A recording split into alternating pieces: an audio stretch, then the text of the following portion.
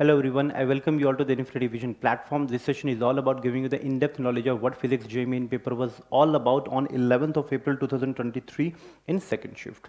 So if we'll talk about the overall difficulty level of the physics paper, तो physics paper आपका उतना difficult नहीं था in comparison to your chemistry as well as in comparison to your mathematics. तो उतना difficult level इस बार through out sessions में आपने देखा गया कि उतना पेपर डिफिकल्ट नहीं होता है in comparison to these two subjects. In fact आपके प्रीवियस सेशंस में आपका सेशन 1 एंड सेशन 2 की भी बात करें तो फिजिक्स का लेवल थोड़ा सा आई थिंक इट्स अबाउट 10% और 10 to 15% लेवल उसका और कम हो गया है. So that means it has tilted towards earlier it was in between moderate to easy. Now it has tilted towards moderate and easy से easier side थोड़ा सा ज़्यादा tilt shift कर दिया है. Okay, so let us begin with the analysis part in which, as you can see, how many percentage of the questions came from your 11th as well as 12th standards. 56% of the questions came from your 11th standard and 44% of the questions came from your 12th standard. So that doesn't mean कि आप 12th standard के questions को chapters को neglect कर देंगे. Sometime आपके 12th में 44% आ जाता है, sometime 11th में 44 आ जाता है एंड 12th में 56 आ जाता है. ठीक है, आपके जो प्रीवियस सेशंस में सेशन 1 में जो जेईई मेन का पेपर हुआ था उसमें इन टोटलिटी ऑलमोस्ट इन दोनों का परसेंटेज ऑलमोस्ट बराबर ही था. बट सेकंड सेशंस में ये देखा गया है कभी 11th में से एक दो क्वेश्चन ज़्यादा आ जाते हैं, कभी 12th में से एक दो क्वेश्चन ज़्यादा आ जाते हैं. So you need not worry about these things because your as per as physics is concern 11th is equally important as compare to your 12th. सो आप 11th के जितने भी टॉपिक्स हैं, हॉट टॉपिक्स हैं और जितने भी इंटायर चैप्टर्स हैं उसको थॉरली फॉलो करेंगे और 12th के चैप्टर्स को भी फॉलो करेंगे. Specially the hot topics that we have kept discussing in our previous videos, तो उन सारे हॉट टॉपिक्स को जरूर देखें. That would be very much beneficial for you क्योंकि उन्हीं हॉट टॉपिक्स में से क्वेश्चंस आ रहे हैं. Okay, moving to the next analysis part, as you can see 28% of the questions was easier. They were direct from the NCERT, there were factual based questions, there were theoretical based questions, and 64% of the questions were of moderate level जिसका application based questions आ रहे थे जिसमें formula लगा के आपके values put करने थे. तो वो क्वेश्चन का परसेंटेज 64% है एंड डिफिकल्ट क्वेश्चंस का परसेंटेज 8 है. दैट मीन्स एक दो क्वेश्चंस आपका डिफिकल्ट एक्सपेक्ट कर सकते हैं तो उसका डिफिकल्टी लेवल ठीक है लगभग 8% के लगभग है. Again difficult questions are those questions which were analytical based questions which involve multiple concept of from multiple chapter. सो दो तीन चैप्टर्स का कॉन्सेप्ट मिला के एक क्वेश्चंस बनाया गया. तो इस टाइप के क्वेश्चंस एक या दो ही आपको मिलेंगे थ्रू आउट. आप अगर या तो सब इस सेकंड सेशंस में ये भी हुआ है कि किसी एक पर्टिकुलर सेशन में मॉर्निंग या इवनिंग सेशन में से किसी में डिफिकल्ट क्वेश्चंस नहीं भी आए हैं. तो इस टाइप के भी हुआ है ऐसा सेशन. इन टोटलिटी आपका लेवल ऑफ डिफिकल्टी थोड़ा सा कम हो गया है in comparison to your session 1. Okay, moving to the next analysis part. As you can see how many questions came from your 11th standard? It is about 12, it is about 14, and it came from units and measurement. Units and measurement से एक dimension analysis पे questions आया हुआ था and I kept telling you कि dimension analysis पे बार बार questions आता ही है तो they are quite easier to understand and in there it is easier to solve. Motion in a plane से projectile motion and vector addition पे questions आया हुआ था. So that means in totality दो क्वेश्चंस आए हुए हैं. अगेन लॉज ऑफ मोशंस पे again second law of motions पे क्वेश्चंस आया हुआ था एंड वर्क एनर्जी पावर पे पावर पे क्वेश्चंस आया हुआ था एंड अगेन आपका conservation of momentum in combinations. So that means कि एक दो ड्रॉप्स मिलके कंबाइन करके दो तीन ड्रॉप्स बन रहे हैं, एक सिंगल ड्रॉप्स बन रहे हैं तो अगेन उसका एंड मोमेंटम कंजर्वेशन लगा के उसका स्पीड कितना होगा वो निकालने के लिए आया हुआ था. अगेन इसी सेशन इसी पेपर में एक और क्वेश्चन आया हुआ था जिसमें conservation of momentum in disintegration का क्वेश्चन आया. तो न्यूक्लियस स्प्लिट हो जाता है एक टू न्यूक्लियाई में, स्मॉलर न्यूक्लियाई में, तो उसका मोमेंटम कंजर्वेशन का उसकी स्पीड कितनी होगी उस टाइप के क्वेश्चन आए हुए थे. अगेन सो दोनों सिमिलर कॉन्सेप्ट पे ही क्वेश्चन आए हुए हैं. सो that means totality work energy power से आपका 3 क्वेश्चन आए हुए हैं. System of particle and rotation से आपका रोटेशनल काइनेटिक एनर्जी पे एक क्वेश्चन आया हुआ था. ठीक है, ग्रेविटेशन से आपका स्केप वेलोसिटी पे क्वेश्चन आया हुआ है. ठीक है, स्केप वेलोसिटी कितना फाइंड आउट करने के लिए आपको पूछा गया था. Specially apart from space escape velocity acceleration due to gravity with height and depth पे इस पे क्वेश्चन आता है. And apart from that satellite system पे क्वेश्चन काफ़ी आए हैं इस सेशन पे. तो you remember all this concept. Mechanical property of fluid से टर्मिनल वेलोसिटी पे एक क्वेश्चन आया हुआ था कि टर्मिनल वेलोसिटी क्या होगा भाई, ठीक है, for different different if body is moving in different different mediums तो उसका टर्मिनल वेलोसिटी क्या होगा। थर्मोडायनेमिक्स पे आइसोथर्मल प्रोसेस से एक क्वेश्चन आया हुआ है, एंड स्पेशली आपका थर्मोडायनेमिक्स की बात करें तो फर्स्ट लॉ ऑफ थर्मोडायनेमिक्स पे क्वेश्चंस इधर आता है या थर्मोडायनेमिक प्रोसेसेस या कार्नोट साइकिल पे। तो ये तीन टॉपिक से ही रिलेटेड मोस्टली क्वेश्चंस आए हुए हैं ये। और या तो एक बीच में थर्मोडायनेमिक प्रोसेस में एक पॉलीट्रॉपिक पे भी क्वेश्चंस इस बार के सेशंस में भी आया हुआ है, तो उसके बारे में भी आप याद रखेंगे।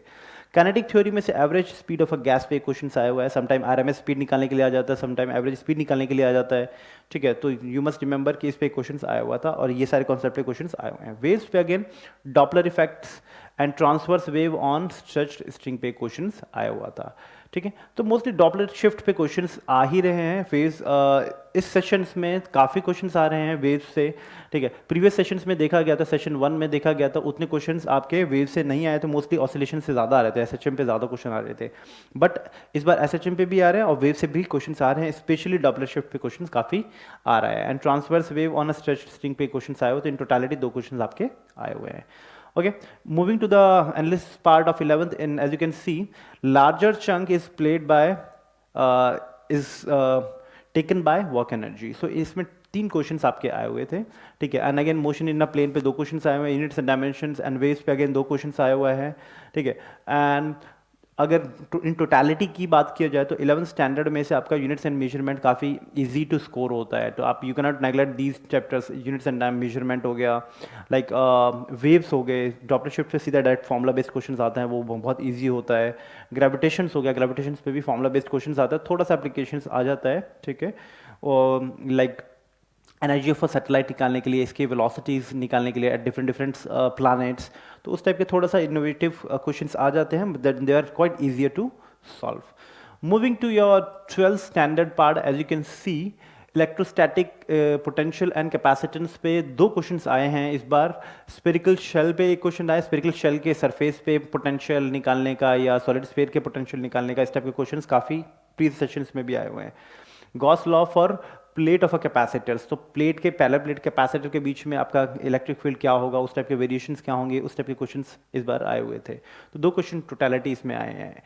करंट इलेक्ट्रिसिटी में complex circuit, again complex circuit given था आपका, ठीक है। Series and parallel combinations find out करने के लिए, then apart from that equivalent resistance निकालने के लिए क्वेश्चन आया हुआ था, तो एक क्वेश्चन उस पर आया हुआ था, ठीक है।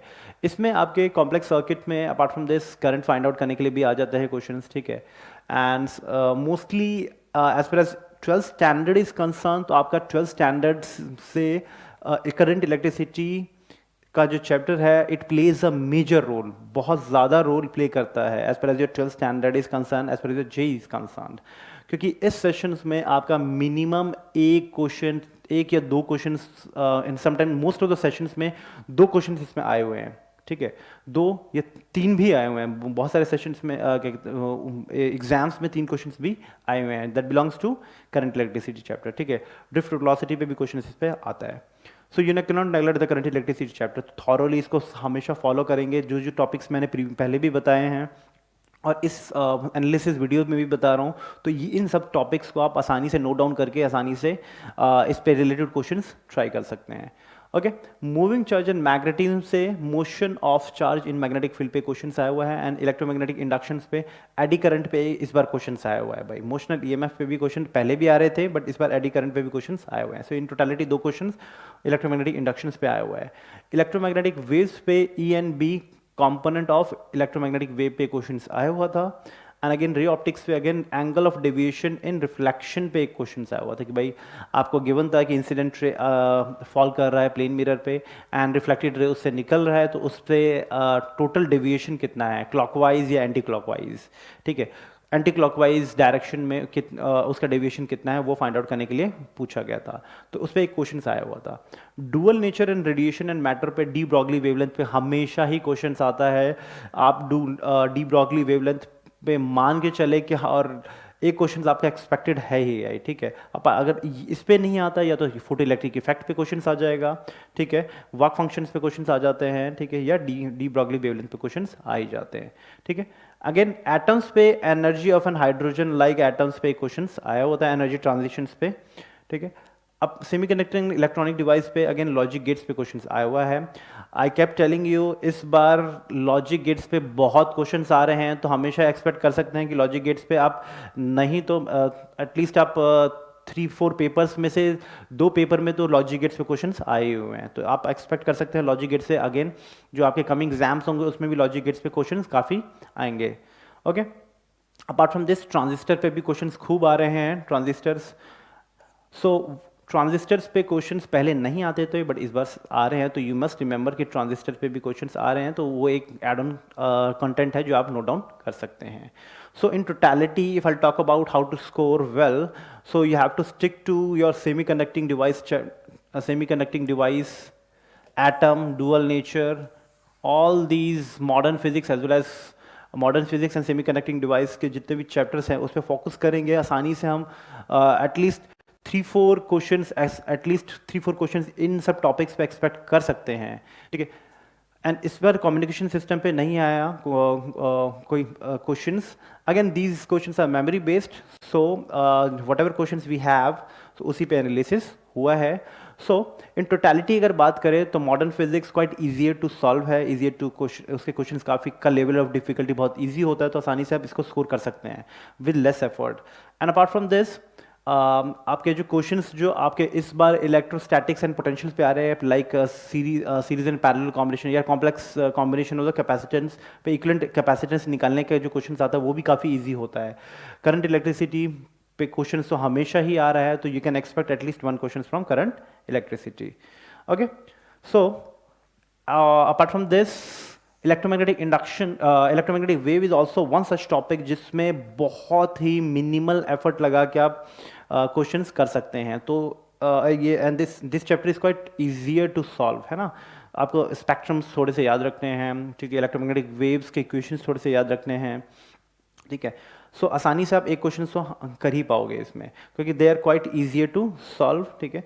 So and these are the topics which is quite easier and you can excel very easily in 12th as far as JEE is concerned. So in totality, if I'll talk about the overall the conclusion part, you cannot neglect your hot topics of 11th as well as 12th standard, because whatever topic I have told you in our previous sessions also, those are the topics from which the questions kept coming in your examinations. तो उन्हीं particular topics से exam previous sessions में जो भी आपके hot topics मैंने बताए हैं उस पर थॉरोली फॉलो करें। इनफैक्ट जो भी आज के सेशंस, इस सेशंस में भी आपको जो बताया गया इस एनालिसिस वीडियो में जो टॉपिक्स बताए हैं उसको थॉरोली या फॉलो करें, तो you would be able to score very well in your examinations, okay. if especially if you have moderate level of preparation, you can neglect the analytical based questions like complex analytical based questions को आप neglect कर सकते हो जिसका percentage max to max 10% है। Still अगर आप easier side और moderate side के questions को pick कर लेते हैं, still you would be able to score more than 90% of the questions, आप आसानी से कर पाएंगे।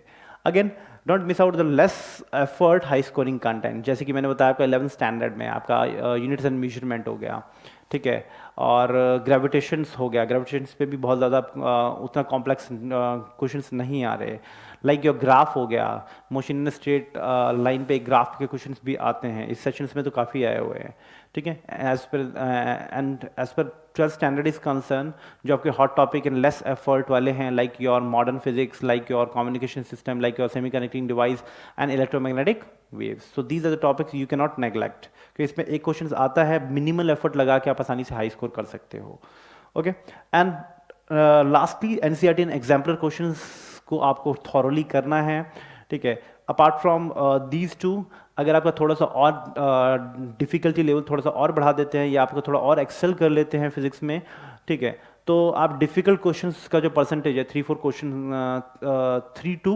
10% का जो जिसका वेरिएशन है वो क्वेश्चंस भी आप आसानी से सॉल्व कर पाएंगे, okay. So this is all about the analysis video. I hope this session is beneficial for you. Thank you.